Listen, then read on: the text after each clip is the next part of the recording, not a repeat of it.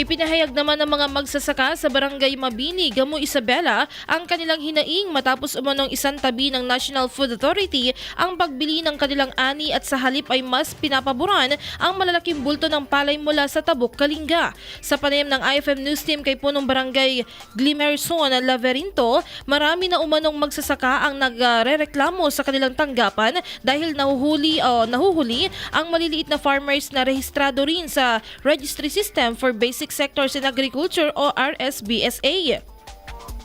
Aniya lantaran ng pagdating ng mga malalaking truck na nagbababa ng palay sa tanggapan ng NFA.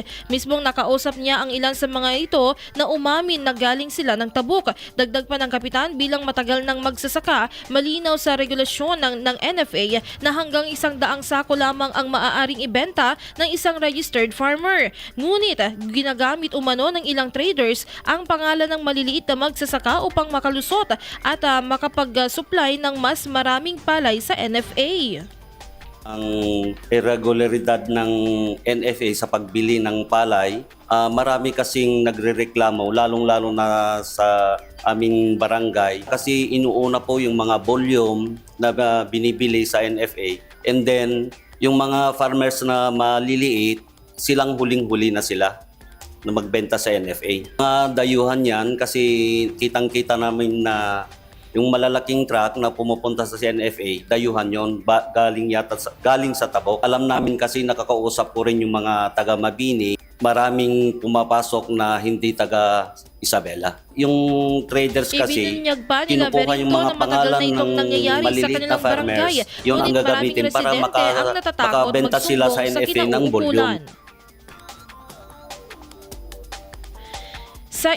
Sa isinagawang committee hearing na pinamunuan ni Vice Governor Francis Faustino Kiko-D, pinagpaliwanag si NFA Manager Maria Luisa Lulukisen kung bakit nakasaad sa kanilang listahan na may nagbenta ng palay mula Tabuk, Kalinga, ngunit hindi nakalagay kung saang bodega ito nagmula. Buwelta naman ni Lulukisen na ang mga trailer truck na nagtungo sa kanilang tanggapan ay may posibilidad na nagmula ito sa Ramon at San Mateo. Samantala may panawagan si Barangay Captain Laverinto sa ahensya ng NFA. Mga official ng NFO, si manager, ituwid natin ang katotohanan dahil ang NFA para sa mahihirap lang yan sa mga maliliit na farmers para makatulong naman sa mga maliliit na farmers.